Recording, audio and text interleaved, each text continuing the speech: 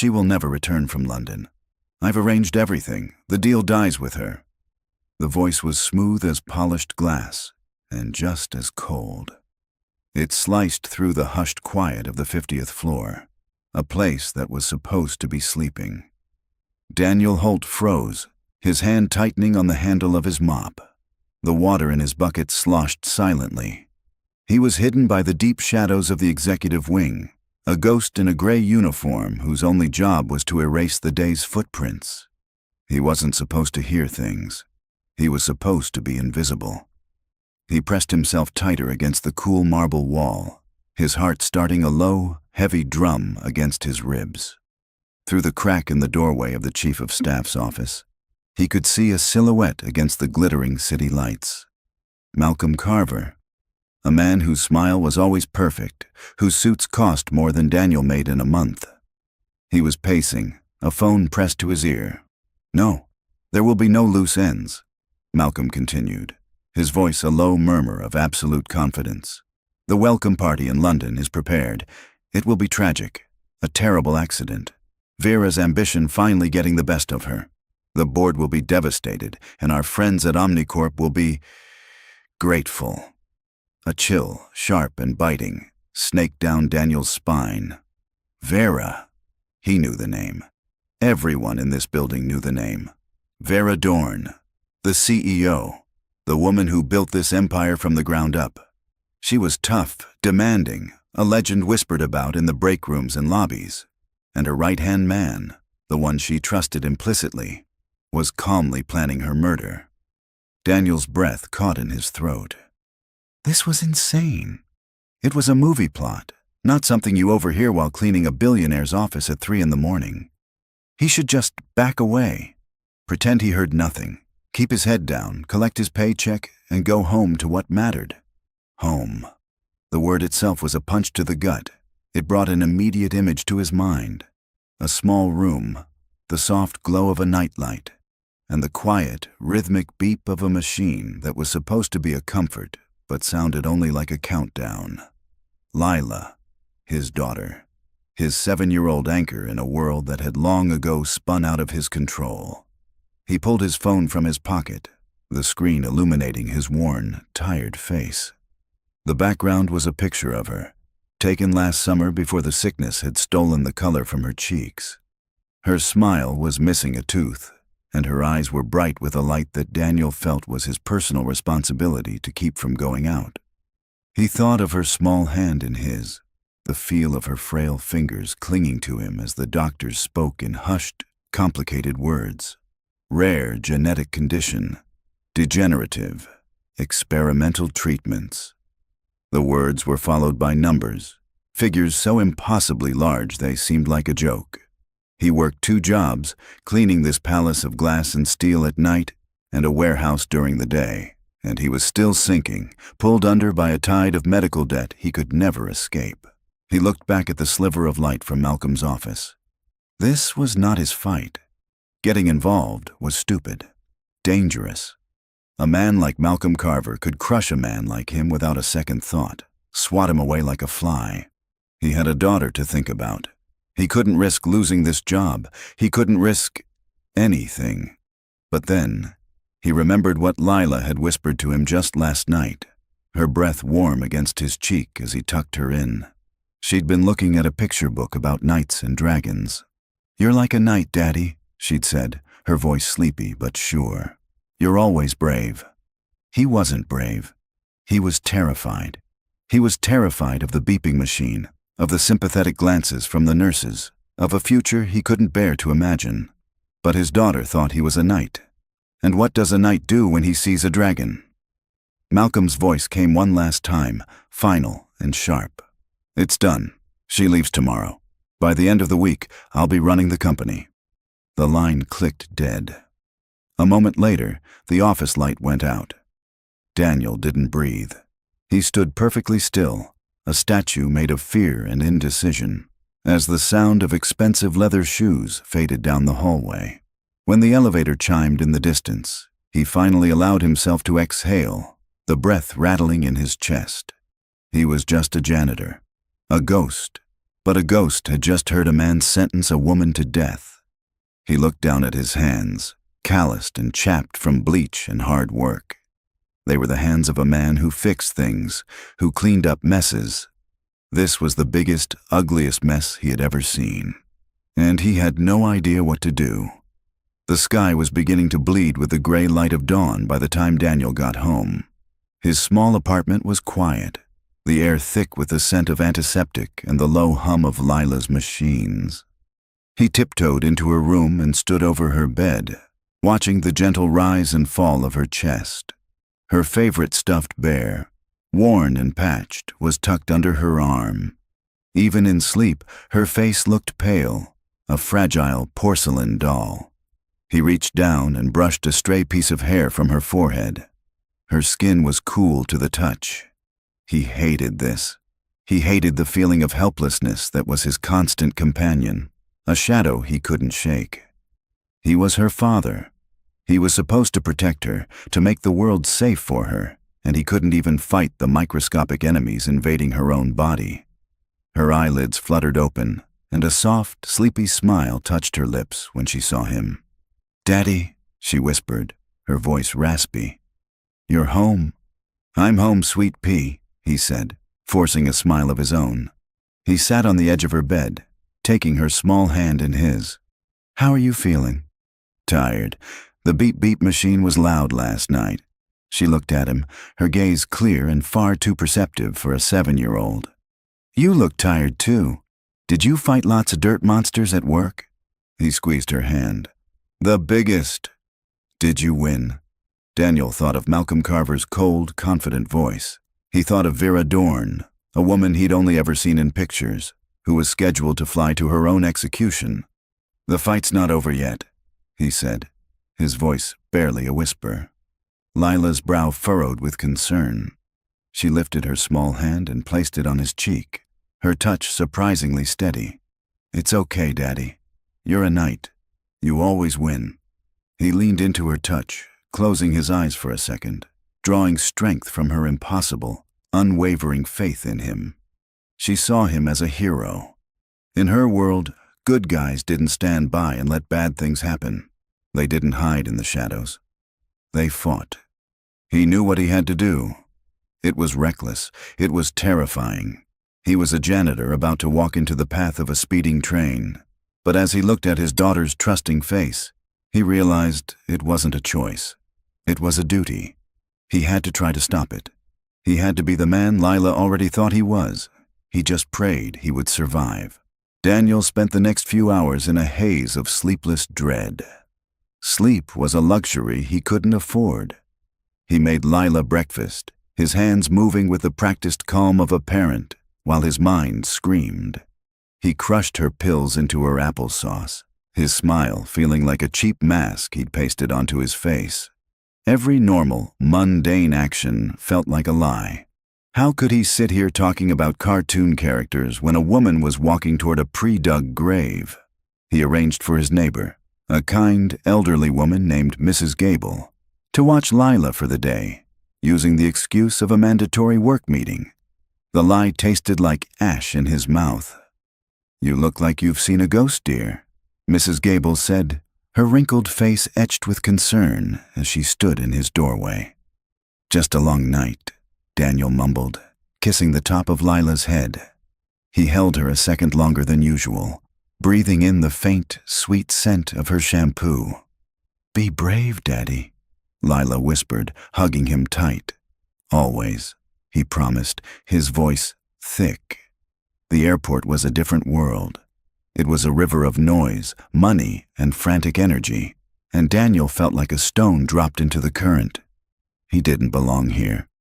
His worn work jacket and faded jeans stood out against the sharp suits and designer luggage. People flowed around him, their eyes sliding past him as if he were just another piece of airport architecture. It was a chilling reminder of his own invisibility, the very thing that had allowed him to overhear the plot in the first place. He scanned the massive departure boards, his eyes racing over the list of cities. London. There were 3 flights leaving for London before noon: British Airways, American, and Virgin Atlantic. Which one? He had no idea. Panic began to set in, cold and sharp. What was he thinking? This was a fool's errand.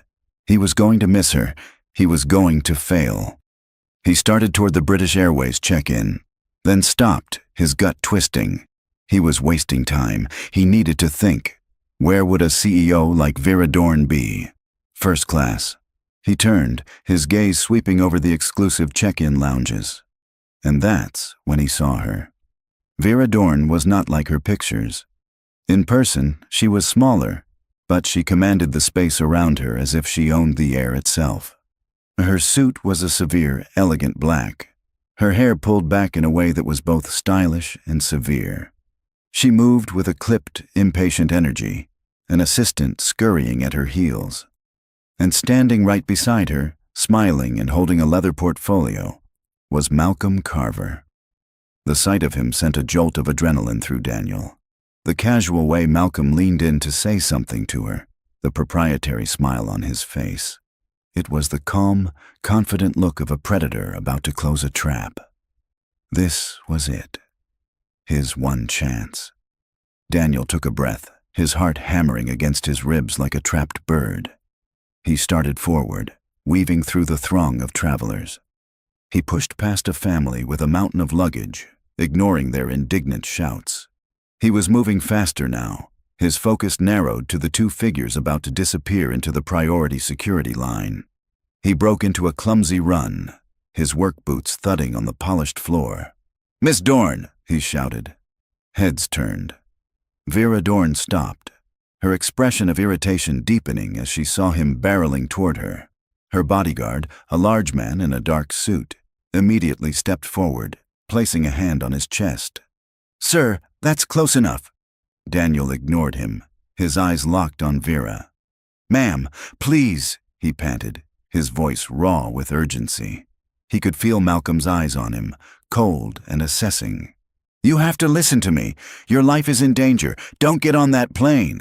The words tumbled out, exactly as he'd rehearsed in his head, but they sounded wild, unhinged.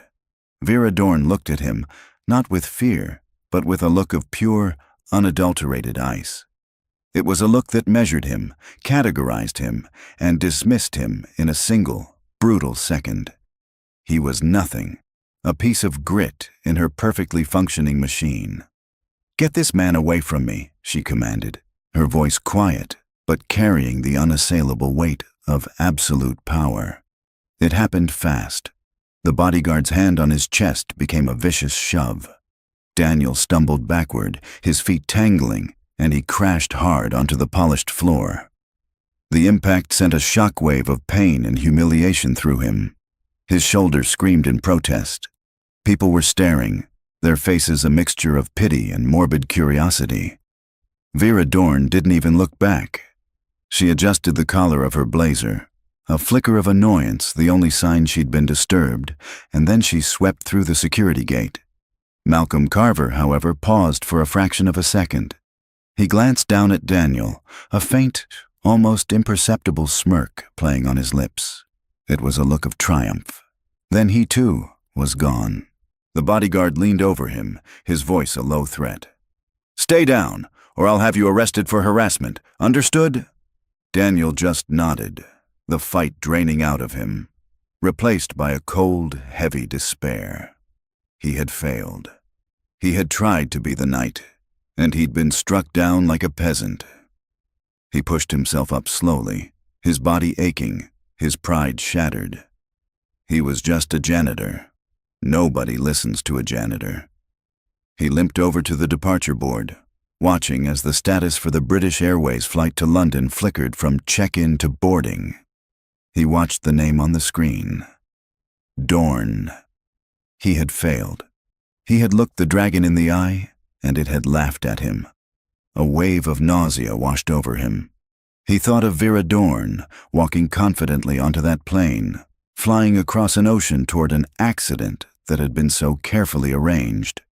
He thought of Malcolm Carver, sipping champagne in first class, a murderer hiding in plain sight. And then he thought of Lila. "You always win, Daddy." He couldn't. He couldn't just let her die. His eyes darted around the concourse, frantic now. He saw the signs for restrooms, for restaurants, for duty-free shops. And then he saw it. Tucked away in a small alcove near the currency exchange, a relic from another time, a row of public payphones. A desperate, terrible idea began to form in his mind, an idea so reckless it made his breath catch. It was a line, a bright, burning line that once crossed, he could never come back from. He would lose his job. He could go to prison. He would lose everything. But Vera Dorn would live. His feet were moving before his brain had fully caught up. He walked toward the payphone, his steps heavy, each one a choice. He saw his reflection in the dark screen of the phone, a tired, desperate man with fear in his eyes. The night was gone. This was something else. This was a man with nothing left to lose. He lifted the heavy receiver, the cool plastic slick in his trembling hand. He fed the coins into the slot, the metallic clang echoing the finality of his decision. He punched in the number for airport operations, a number he'd seen 1,000 times on security posters. The line on the other end began to ring. One ring, two. A calm, professional voice answered. Port Authority Operations. Daniel took a shaky breath, his own voice coming out as a choked whisper he barely recognized. There's a bomb on the plane to London, he said.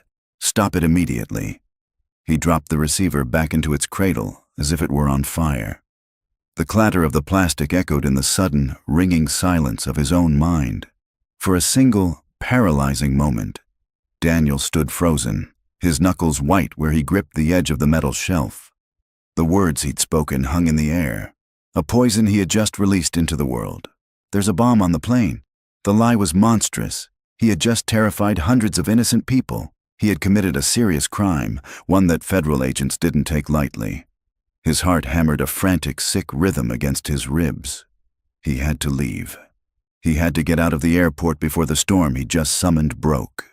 He turned, pulling the hood of his thin jacket over his head, and began walking, forcing his legs to move at a normal pace. Don't run. Don't look guilty. The advice screamed in his head. Every security camera felt like an eye boring into his back.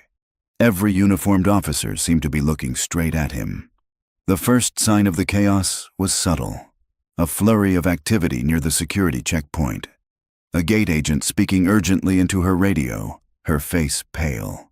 Then the voice came over the PA system, calm at first, but with an undercurrent of steel. Attention in the terminal. All flight operations are temporarily suspended. Please remain in the concourse and away from the gate areas. A nervous murmur rippled through the crowd. Phones were raised. People stood on their toes, trying to see what was happening. Then the message changed, the calm cracking. Security and emergency personnel to Gate B45. A security incident has been reported. Repeat, all emergency personnel to Gate B45. That was her gate. The murmur turned into a wave of anxious chatter. The river of people Daniel had fought through earlier was now a churning mess of confusion. Uniformed state troopers began to appear, their movements swift and purposeful, cutting paths through the growing panic. Daniel kept his head down, his gaze fixed on the exit signs. He was a fish swimming against a tidal wave of fear. He bumped into a man who cursed at him.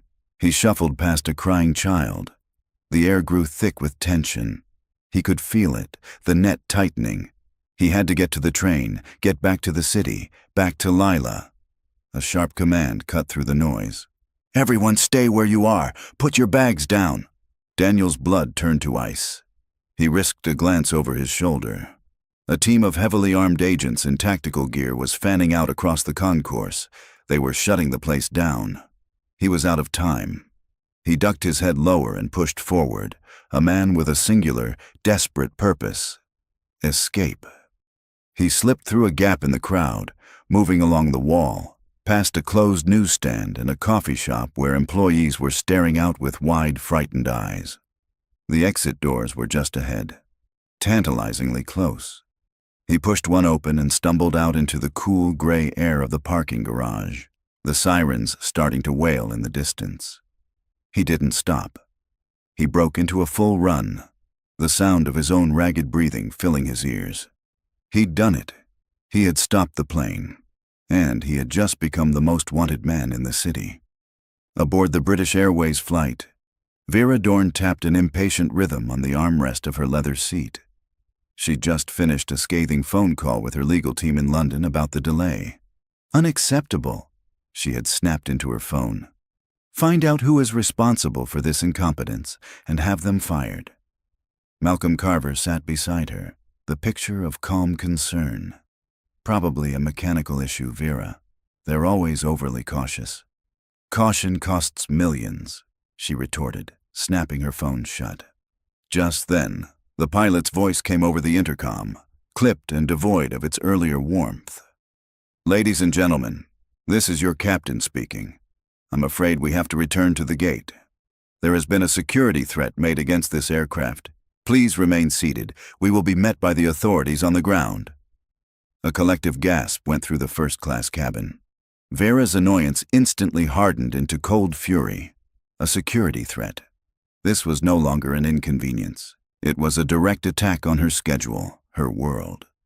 What in God's name is going on? She demanded to no one in particular. Malcolm leaned closer, his voice a concerned whisper. This is unbelievable. Vera, do you think this has anything to do with that man in the terminal? The one who was shouting at you? Vera's jaw tightened. The janitor. The thought was absurd. He was a nobody, a piece of dust. But the timing, it was too much of a coincidence. The image of his wild, desperate eyes flashed in her mind. When the plane docked, two stone-faced men in dark suits boarded before the doors were even opened to the jet bridge. Ms. Dorn, one of them said, holding up a badge. FBI, we need you to come with us. They led her to a sterile, windowless room deep in the airport's underbelly. The fury she felt was a contained inferno. Do you have any idea how much this little drama is costing my company? She began, her voice like ice. The lead agent, a man named Harris, didn't flinch. Our primary concern is a credible bomb threat, ma'am. Now, we need to ask you, has anyone threatened you recently? Is there anyone who might want to harm you? Vera almost laughed. My list of competitors is a mile long. They want to harm my bottom line, not my person. What about today? Harris pressed, his gaze unwavering. Anything unusual at the airport? Vera hesitated, the memory of the janitor's frantic face returning. To admit she'd been accosted felt like admitting a weakness, a crack in her armor. But lying to the FBI was a fool's game. There was an incident, she said, her tone clipped. Some lunatic, unbalanced. He got in my face, ranted something about the plane. Harris's partner began taking notes. Can you describe him, ma'am? Nondescript, she said, with a dismissive wave of her hand. 40-something, looked exhausted. He was wearing a janitor's uniform under a cheap jacket. He was babbling about me being in danger. Harris's eyes sharpened. A janitor? Yes, he works in my building, apparently. I've never seen him before in my life. The two agents exchanged a look. It was a small, almost imperceptible glance. But Vera, a master at reading boardroom dynamics, understood it perfectly. In that single moment, the focus of their entire investigation had shifted. It was no longer a faceless, anonymous threat. It now had the face of her janitor. Daniel burst through the door of his apartment, his chest heaving. Mrs. Gable looked up from the television, startled. Lila, who had been coloring at the small kitchen table, jumped up. Daddy! He swept her into his arms, holding her tight, burying his face in her hair. She was safe. For now, she was safe. Goodness, Daniel, you look like you ran all the way from Manhattan, Mrs. Gable said, rising slowly from her armchair. Something like that, Daniel breathed, his voice unsteady. The local news was on the television. The screen was filled with live footage from the airport, flashing lights, police cars, and a crowd of stranded passengers. Can you believe it? Mrs. Gable said, shaking her head. Some maniac called in a bomb threat. They're saying it was a flight to London. The whole airport is on lockdown. Daniel's blood ran cold. He couldn't look away from the screen. They were showing blurry security footage, a shot of the chaotic concourse, and for a terrifying, heart-stopping second, the camera zoomed in on a figure in a hooded jacket, hurrying away from a bank of payphones. It was him. His face wasn't clear, but the jacket, the posture, the desperation, it was unmistakably him. He felt Lila's small arms tighten around his neck. "Are you okay, Daddy? Your heart is going boom, boom, boom." He forced himself to breathe, to smile down at her. "I'm okay, sweet pea. I'm okay." But as he held his daughter, the reporter's voice droned on in the background about the ongoing federal investigation and the search for the person responsible. He knew he wasn't okay. He had stopped one tragedy, only to invite a new one right to his own front door. He was a fugitive, and they were looking for him. The news report played on a loop, each repetition another turn of the screw in Daniel's gut. Blurry footage, the words "Federal Manhunt," a phone number flashing on the screen for an anonymous tip line. His city, the sprawling, indifferent place he'd called home his whole life, was now a cage, and he was the rat. He had to run. The thought was immediate, instinctual. They had his description. They knew he was a janitor at Dorn Industries. It was only a matter of hours, maybe minutes, before they pulled his employee file, saw his face, and his address. They would come here. They would kick down his door and drag him away in front of his daughter. The image was so horrifying, it made him physically sick. He looked over at Lila, who was now back at the table, humming softly as she colored in her book, oblivious to the world burning down around her. Her portable oxygen machine hissed softly in the corner, a constant reminder of her fragility. And that was the problem. He could run, but she couldn't. Her life was tethered to this apartment, to the machines, to the delicate schedule of medications and treatments that kept her stable. Taking her with him would be a death sentence. Leaving her felt like one too. He sank onto the worn sofa, his head in his hands. What had he done? In trying to be a knight, he'd managed to set his own castle on fire. A sharp knock on the door made him jump, his heart lurching into his throat. "They're here!" He scrambled to his feet, his mind racing. There was no fire escape, no back door. He was trapped. "Daniel?" Mrs. Gable's voice called softly from the hallway. "I saw the news. Are you all right in there?" Relief washed over him so intensely his knees felt weak. He cracked the door open, keeping the chain on. "We're fine, Mrs. Gable, just shaken up." The old woman's eyes were full of worry. "They'll catch the monster who did it. Don't you worry." He just nodded, unable to speak. The monster. That's what he was now. He closed the door, his mind made up. He had one chance, one sliver of hope, and it depended on the kindness of this old woman. In a sleek, soundproofed office overlooking the city, Malcolm Carver slammed his fist down on his mahogany desk. The London trip was canceled. The deal was in jeopardy. And Vera was still alive. His carefully constructed plan, months in the making, had been obliterated by a ghost, a janitor. The sheer, infuriating randomness of it was enough to make him want to scream. His phone buzzed. It was his contact at the rival corporation, Omnicorp. "What happened?" The voice on the other end snarled. "A complication," Malcolm said, his voice a low, controlled growl. "Some lunatic called in a bomb threat. The airport is a fortress." "You assured me this was clean." "It was," Malcolm snapped. "This is a variable I couldn't have predicted, but it's being handled." He hung up and immediately dialed his own head of corporate security, a man whose loyalty was bought and paid for.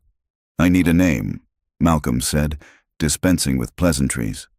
"This morning at the airport, a janitor from our building caused a scene with Miss Dorn.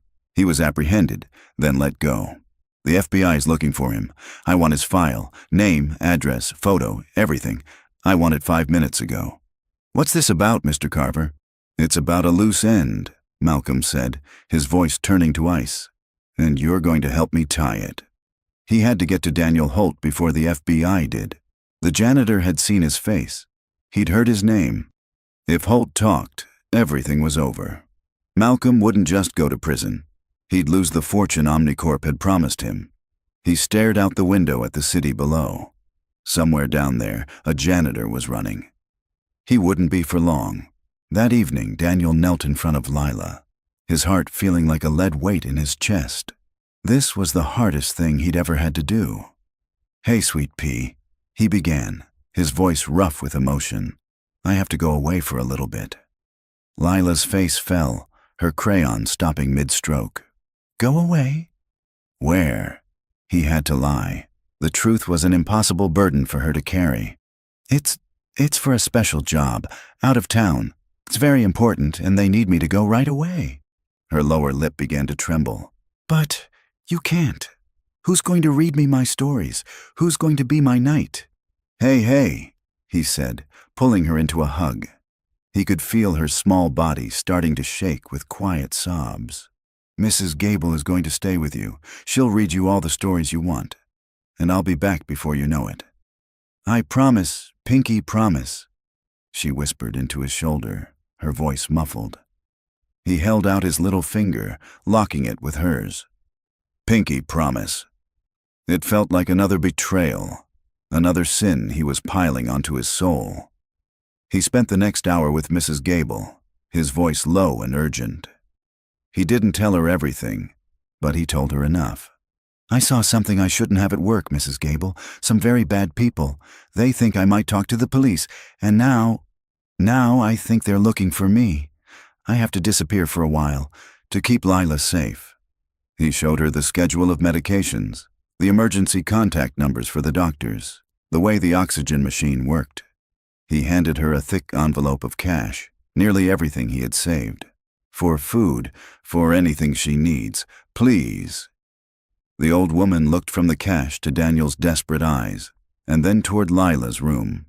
She didn't ask questions he couldn't answer. She simply placed her wrinkled hand over his. "You're a good father, Daniel Holt. I'll watch her as if she were my own. You just keep yourself safe." Later, after Lila had fallen into a restless sleep, Daniel stood in her doorway, memorizing the sight of her. He was a ghost again, about to slip out into the night. He was leaving behind the only thing in the entire world that mattered. He took one last look, then turned and walked out, closing the door softly behind him. A quiet click that sounded like the end of the world. Miles away, in her silent, sprawling penthouse, Vera Dorn stared at the city lights. An FBI agent had called an hour ago. "We have an ID, Ms. Dorn. The suspect's name is Daniel Holt. He's a janitor with our cleaning subcontractor. No criminal record. Single father. We're closing in on his location now." It should have been a relief. The culprit was identified, a disgruntled employee, just as she'd thought. Case closed. But one question kept nagging at her, a tiny, insistent splinter in her mind. Why did he warn me? People who plant bombs don't run through airports screaming for their targets to get off the plane. It didn't make sense. The act was one of chaos, but the warning had been an act of preservation. His own words echoed in her memory, not as the ravings of a lunatic, but as a plea. "Your life is in danger." She stood up and walked to her desk, pulling up the corporate directory. She found the subcontractors list. She found his name, Daniel Holt. And next to it, a grainy, low-resolution ID photo. It was him, the tired, nondescript man from the airport.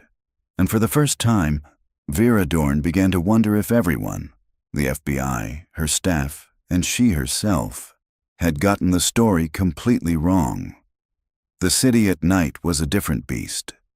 By day, Daniel had been invisible by choice, a man who blended into the background. Now, invisibility was a desperate life-or-death necessity.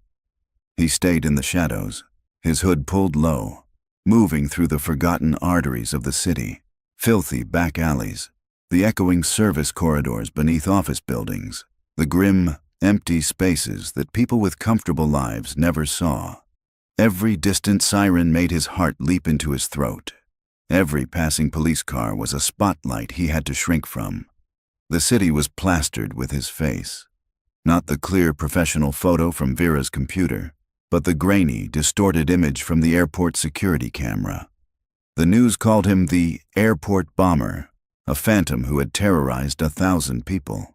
They had turned him into a monster.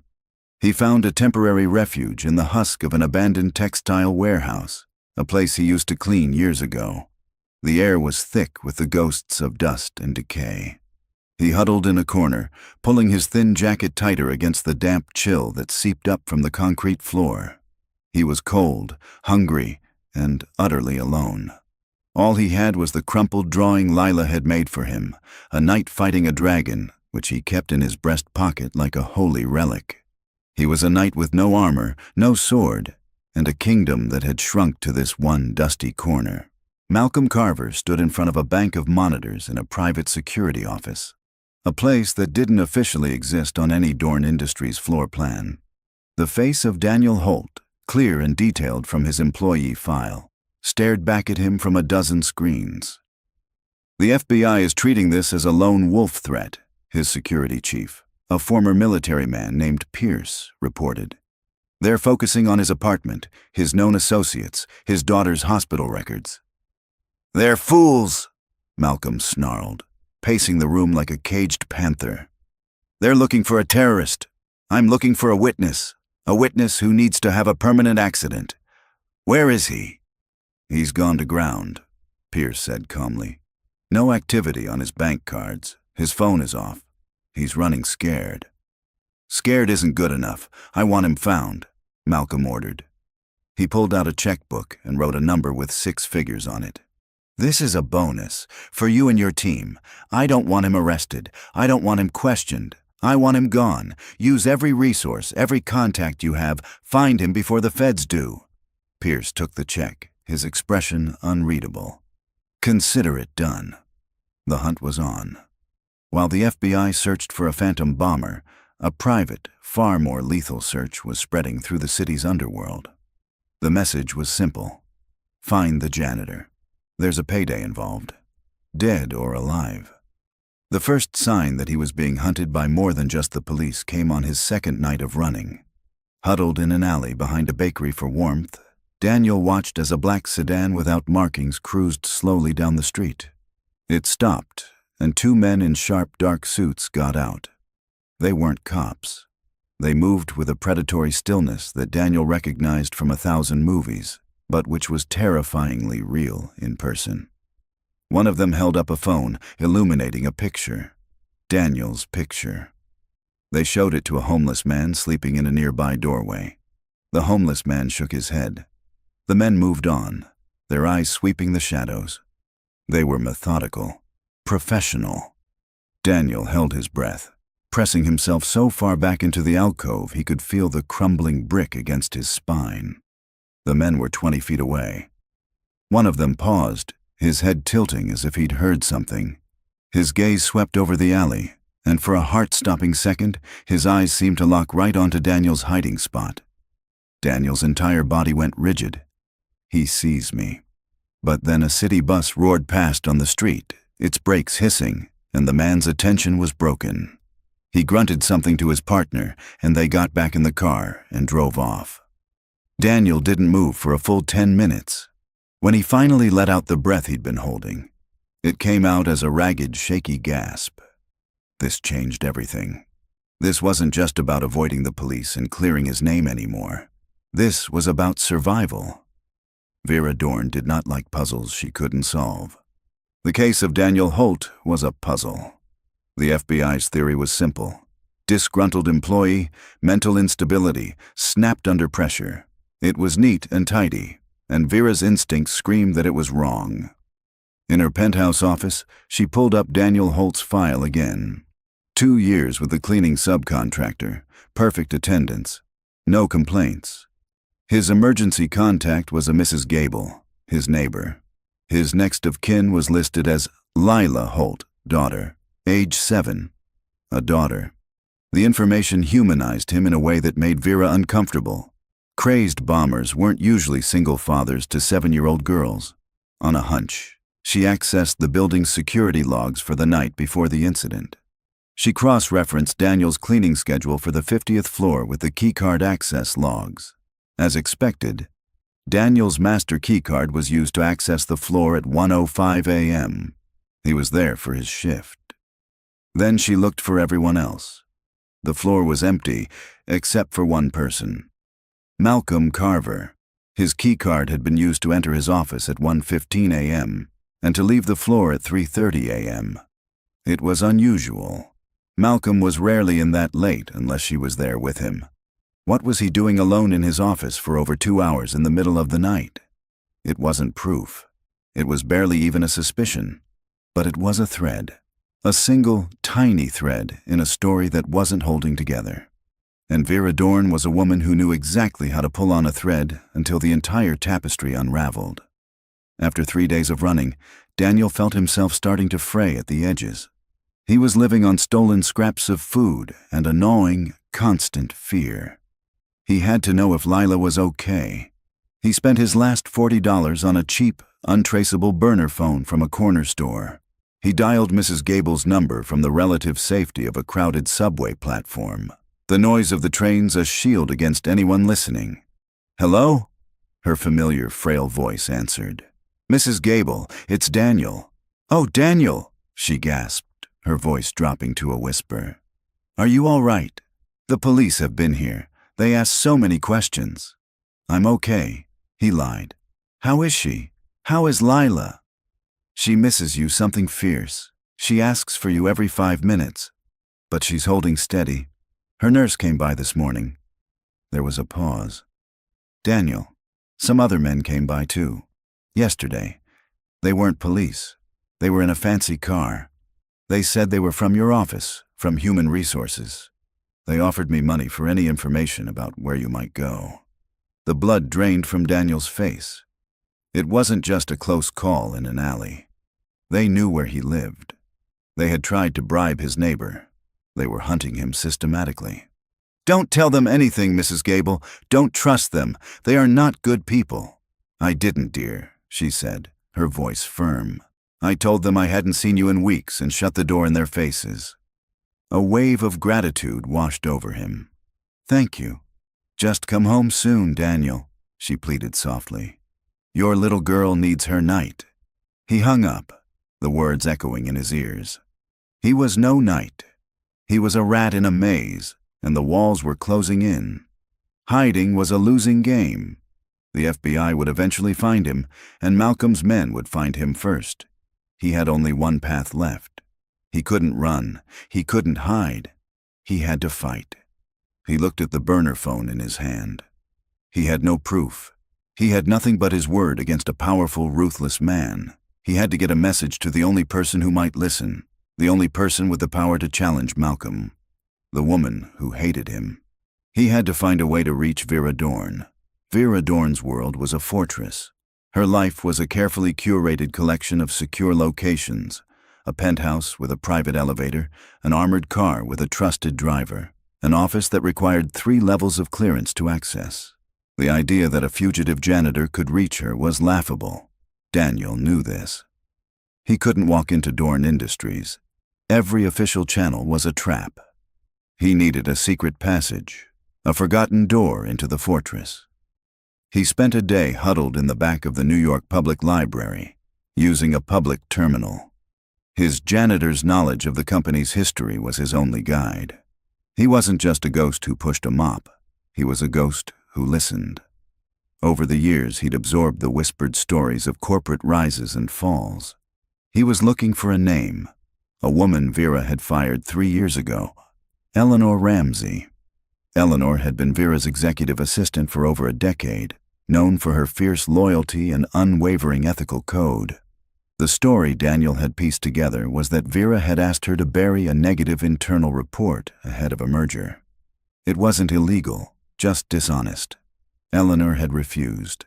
Vera, who valued loyalty above all else, had fired her on the spot. But the gossip always ended the same way.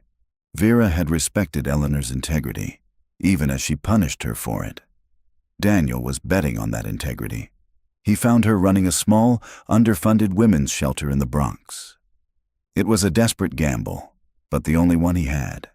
Eleanor Ramsey's first instinct when she saw the man from the news in her doorway was to scream. It was him, the airport bomber. He looked worse in person, gaunt and haunted, his eyes wide with a fear that was shockingly real. "Please," Daniel said, holding up his hands, his voice a low, desperate rasp. "Don't call the police. I'm not who they say I am. I need your help." "My help?" she repeated, her hand reaching for the phone on her desk. "You're the most wanted man in the country. You need a lawyer, not me." "There's no time," he pleaded, taking a half-step closer. "A man in your old office is going to kill your old boss, and I'm the only one who knows it. He's hunting me, and the police are hunting me. And if either of them finds me before I can get the truth to her, she's going to die." Eleanor paused, her fingers hovering over the phone. The sheer, unadulterated panic in his voice was hard to fake. "Why come to me?" "Because they say you're honest," Daniel said, his words tumbling out. "Because they say you were the only one who ever said no to her. That means she respected you. Maybe, somewhere, she still trusts you. I need you to get a message to her." She studied him, her sharp eyes taking in his worn clothes and the desperate sincerity of his gaze.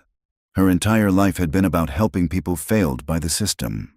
This man looked like the system was actively trying to crush him. "What's the message?" she asked, her voice cautious. Relief flooded Daniel's face. "You have to ask her one question. Just one.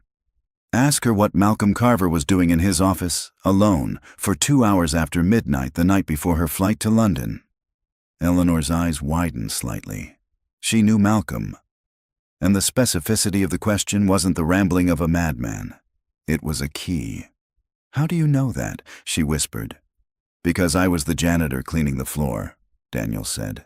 "I heard everything." She made her decision.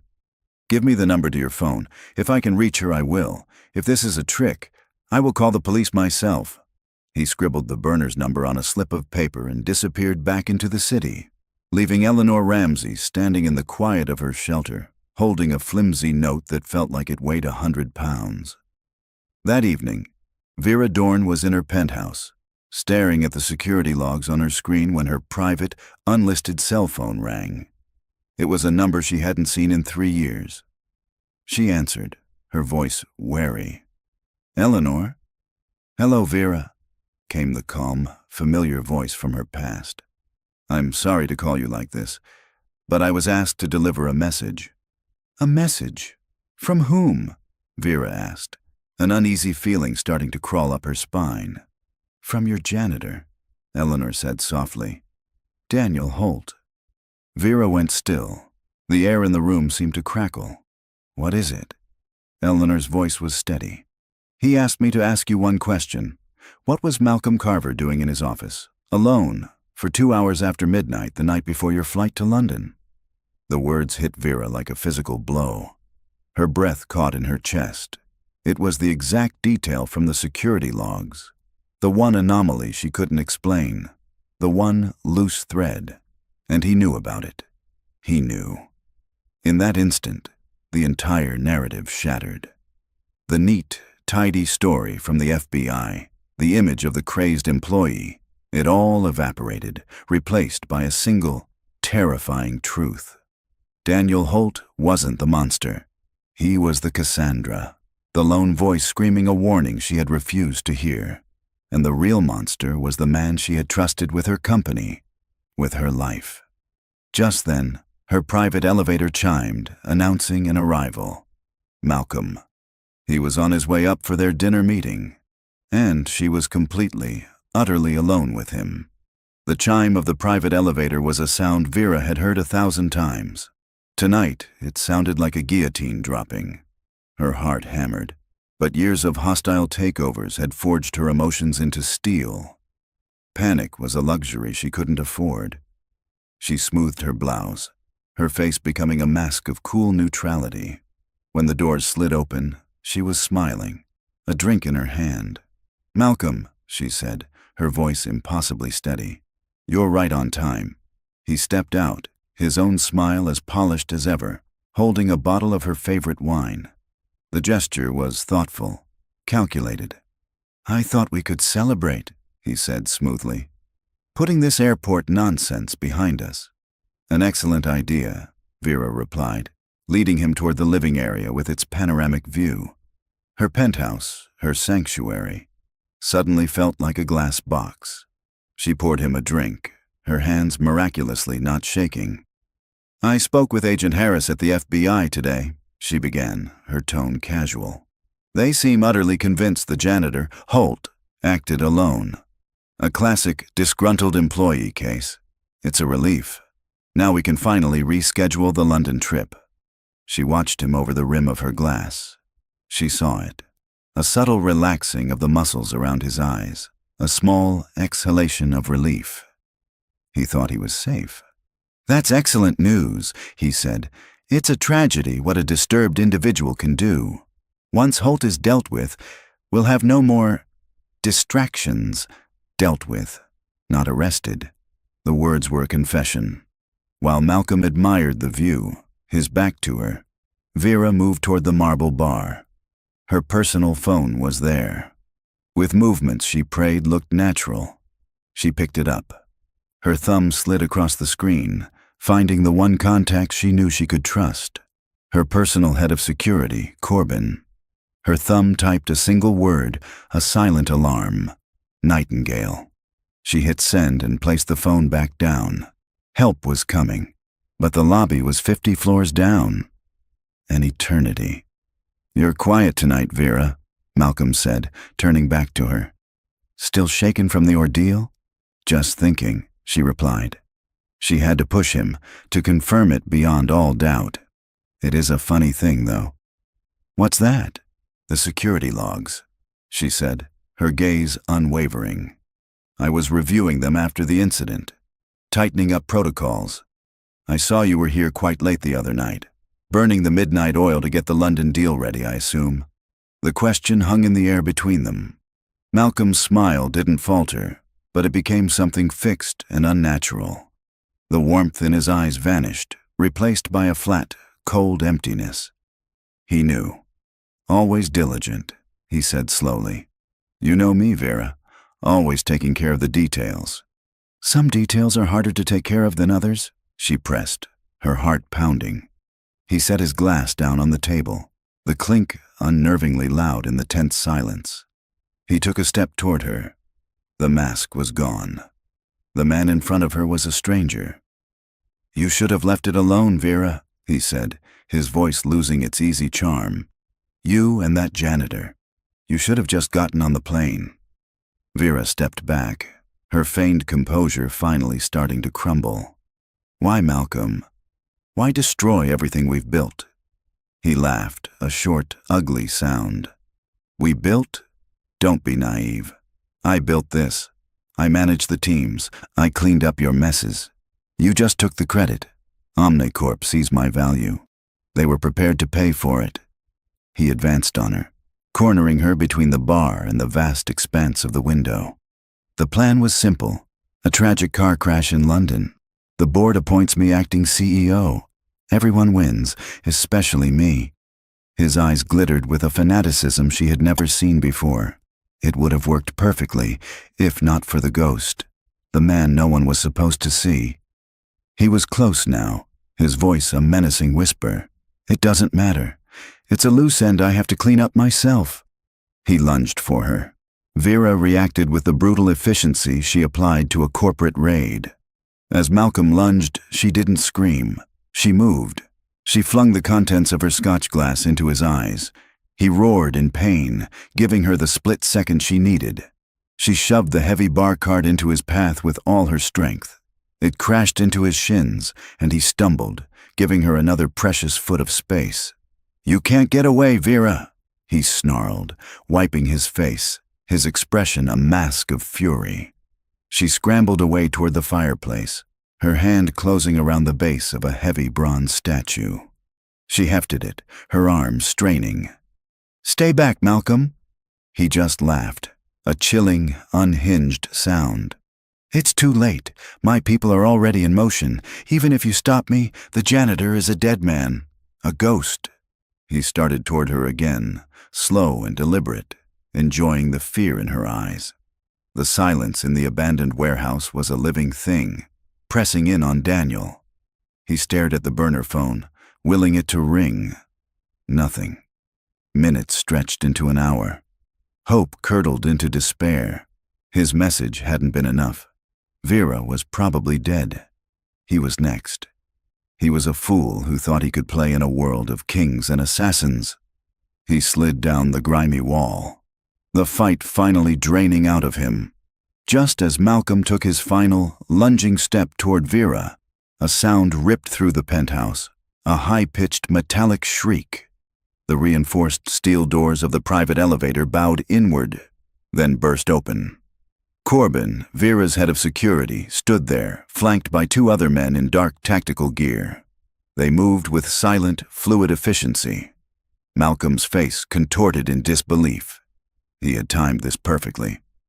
The building's security was his. How?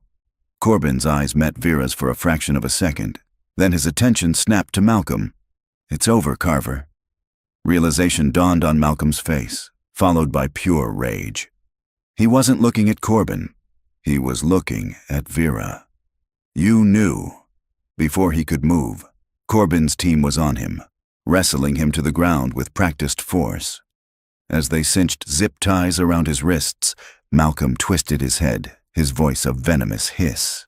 "This isn't over," he spat. "You think I'm the only one looking for your janitor? He's a dead man walking. The bounty on his head is more than he'll ever see in his miserable life. He's already dead, Vera." Corbin hauled him to his feet. The threat hung in the air, more chilling than any physical attack. Vera stood, her chest heaving, the statue still clutched in her hand. But her voice, when she spoke to Corbin, was clear and cold as ice. The police could have Malcolm. Her priority was now singular. "Find Daniel Holt," she commanded. "He's not a fugitive. He's a witness, and he is the primary target. Use every resource we have. I want a protective detail on his daughter an hour ago. And I want him found. Find him before they do." "Understood," Corbin said, already speaking into his radio. Daniel was about to throw the burner phone against the wall when it vibrated, the sudden noise making him flinch. An unknown number. He answered. "Hello? Mr. Holt, my name is Corbin. I'm head of security for Vera Dorn." Daniel's heart stopped. She's safe," the voice said, and Daniel almost collapsed with relief. "Malcolm Carver is in custody. You saved her life." Tears pricked at Daniel's eyes. "Thank God." "Mr. Holt, this isn't over," Corbin's voice cut in, sharp and urgent. "Carver's network is still active, and you are their #1 priority. You are no longer a fugitive. You are our primary witness, but you are in extreme danger. I need to know where you are. We are coming to get you." It could be a trap. It was an insane risk. But he had no choice left. "I'm in the old Red Hook textile warehouse," he said. "Don't move," Corbin ordered. "We are 5 minutes out." The line went dead. Daniel stood in the cavernous warehouse, his body trembling. Soon, he heard the low rumble of powerful engines approaching. He peered through a broken window. 2 black SUVs, identical to the one he'd seen in the alley, were pulling up. The doors opened, and figures in dark clothing began to file out. He couldn't see their faces. He could only stand in the suffocating darkness, listening to their footsteps on the gravel, waiting for the warehouse doors to burst open. The warehouse door groaned open, a rectangle of gray pre-dawn light cutting through the darkness. Silhouettes filled the opening, moving with a speed and confidence that was the opposite of thuggish. One figure stepped forward. "Daniel Holt?" the man called out, his voice calm. It was Corbin. The tension in Daniel's chest, a knot that had been tightening for days, finally released in a ragged breath. He was safe. He stepped out of the shadows. "I'm here," he said, his voice cracking with exhaustion. "Let's get you out of here, Mr. Holt," Corbin said. Inside the armored SUV, the door shut with a heavy, satisfying thud. Corbin handed him a bottle of water. "First things first," he said. "A protective detail arrived at your apartment 20 minutes ago. Your daughter is safe. No one can get to her, I promise you that." Daniel squeezed his eyes shut, the words washing over him like a benediction. Lila is safe. The SUV pulled away smoothly. He was no longer running. They took him to a discreet safe house, and standing in the middle of the living room, waiting for him, was Vera Dorn. She wore simple black trousers and a soft gray sweater. The armor was gone. Her face was pale, etched with the stress of the last 12 hours. For a long moment, they just stood there, the janitor and the CEO. She was the first to speak, her voice quiet, stripped of its usual command. "Daniel, I'm sorry." The words sounded unfamiliar on her tongue, but they were genuine. "I didn't listen. You were telling me the truth, and I was too arrogant to see it. You risked everything to warn me, and I threw you to the floor." Daniel simply nodded, too tired for anger. "You didn't know." "I should have," she insisted. "You saved my life, and I made you a fugitive." "I just did what I thought was right," he said, the words feeling small and inadequate. Corbin stepped forward quietly. "Ma'am, the FBI has been notified that Mr. Holt is in our protective custody. The bomb threat charges will be dropped." He then added, "The team at the apartment has spoken with his daughter's home care nurse to ensure no disruptions to her treatment schedule." Vera's head tilted slightly, her focus sharpening. "Treatment," she repeated, looking from Corbin to Daniel. "What treatment?" Daniel stiffened. "It's nothing." "It's not nothing, Daniel," Vera said, her gaze relentless. "Corbin?" Corbin looked at Daniel with sympathy before answering. "His daughter, Lila, has MLD, metachromatic leukodystrophy.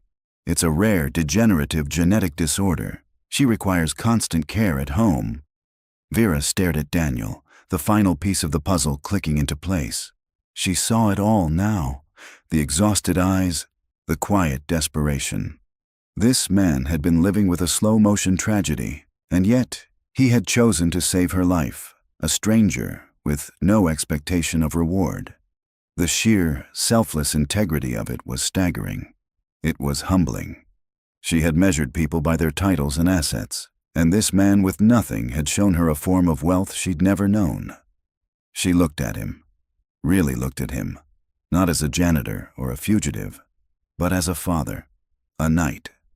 "My company," she said, her voice soft but firm with a sudden, unshakable resolve, "maintains one of the most advanced genetic research foundations in the world.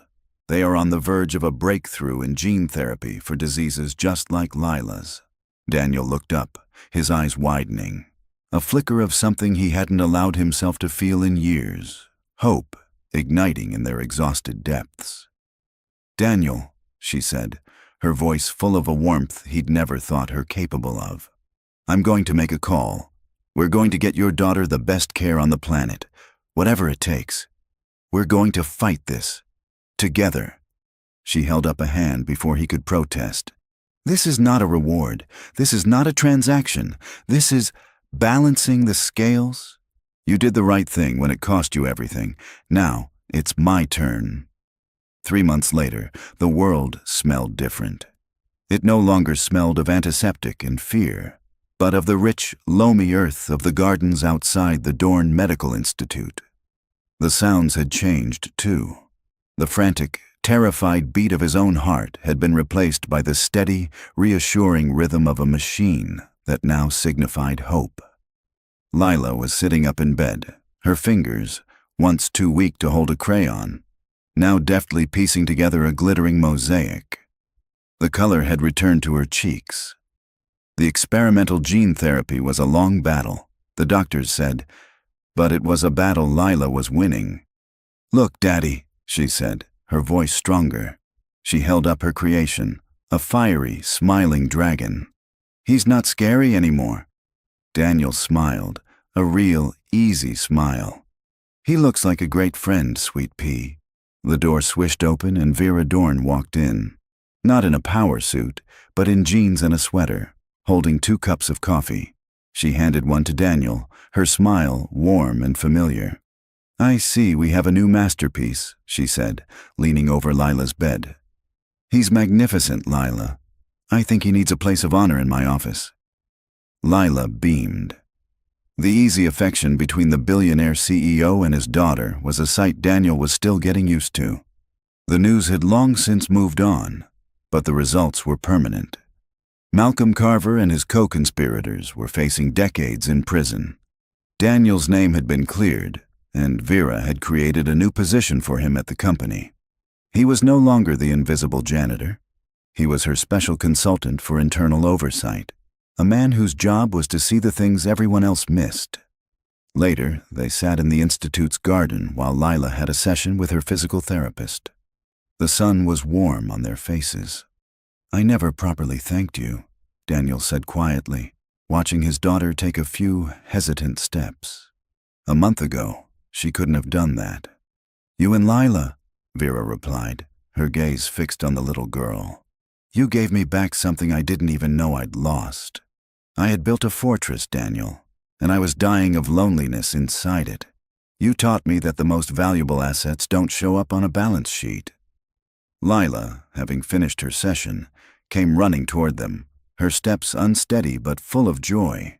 She was holding a piece of paper. It was another drawing. This one wasn't of a knight or a dragon. It was 3 figures, a tall man, a tall woman, and a small girl in the middle, all holding hands under a big, smiling sun. She handed it to Vera. Vera took the drawing, a single tear tracking its way down her cheek. "It's the best deal I've ever made," she whispered. As the sun began to set, the 3 of them walked toward the exit, Lila's small hand held securely between theirs. They were a strange, impossible constellation. The janitor who had become a guardian, the CEO who had become a friend, and the little girl who had saved them both. They were a family forged in fire, built on a foundation of courage and a second chance they had given to each other. And so, their story reminds us that heroes are not defined by the titles they hold, but by the choices they make when no one is watching. It teaches us that integrity is a quiet, powerful force, and that the most profound strength can be found in the most unexpected of places. Now, I'd love to hear from you. Where in the world are you listening from tonight? And what does being a hero mean to you? Share your thoughts in the comments below. I read every single one. If this story touched your heart, please consider subscribing to the channel and joining us for more tales of hope and courage. And finally, thank you. Truly, thank you for your time and for believing in the power of a good story. Until next time, may you find the courage to be the knight in your own tale.